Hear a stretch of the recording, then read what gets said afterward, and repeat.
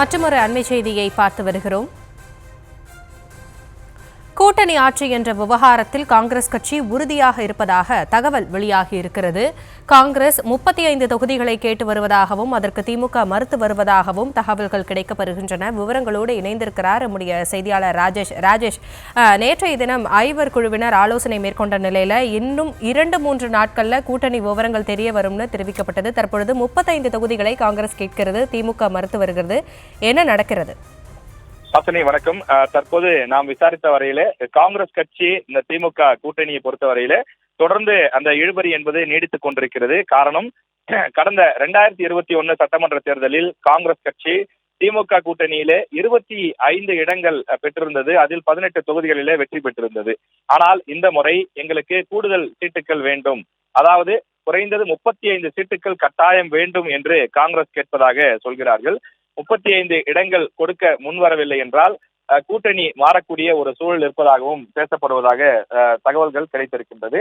காங்கிரஸ் கட்சியை பொறுத்தவரையிலே சில பேர் புதிதாக வந்திருக்கக்கூடிய நடிகர் விஜயின் தமிழக வெற்றி கழகத்துடன் கூட்டணி அமைக்கலாமா என சிந்தித்து வருவதாக சொல்லப்படுகின்றது. காரணம், விஜய் கட்சிக்கு சென்றால் நமக்கு கூடுதலான சீட்டுகள் கிடைக்கும், வெற்றி வாய்ப்புகளும் கூட இருக்கும் என்று பேசுவதாகவும், திமுக கூட்டணியை பொறுத்தவரையிலே நாம் தொடர்ந்து சட்டமன்ற தேர்தல், நாடாளுமன்ற தேர்தல் இரண்டிலும் அவர்களை வெற்றி பெற வைக்கிறோம், ஆனால் பதிலுக்கு திமுக எந்த பலனையும் கொடுப்பதில்லை என்று காங்கிரஸில் இருக்கக்கூடிய சில முக்கிய தலைவர்கள், நிர்வாகிகள் தொடர்ந்து புலம்பி வருவதாக, தங்களுடைய கருத்துக்களை வெளிப்படுத்தி வருவதாக சொல்கிறார்கள். அதாவது வெறும் சட்டமன்ற உறுப்பினர்கள் கிடைக்கிறார்களே தவிர மற்ற பலன்கள் எதுவும் கிடைப்பதில்லை. உதாரணத்திற்கு வாரியங்கள் எதுவும் கிடைப்பதில்லை, ஆட்சியிலே பங்கு கிடைப்பதில்லை. அதாவது 18 எம்எல்ஏக்கள் இருந்தும் கூட ஒரு 2-3 பேர் கூட அமைச்சரவையில் இடம்பெற முடியவில்லை. ஆனால் மற்ற மாநிலங்களில் கூட்டணி ஆட்சி என்ற தத்துவம் இருக்கிறது.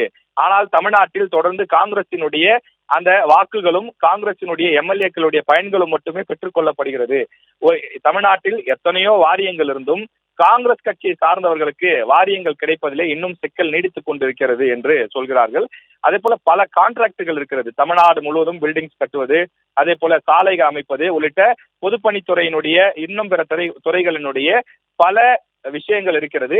எனவே அது போன்ற அதிகாரங்கள் கூட, அது போன்ற அந்த பயன்படக்கூடிய விஷயங்கள் கூட தங்களுக்கு கிடைப்பதில்லை என்று வருந்துவதாக குறிப்பிடுகிறார்கள்.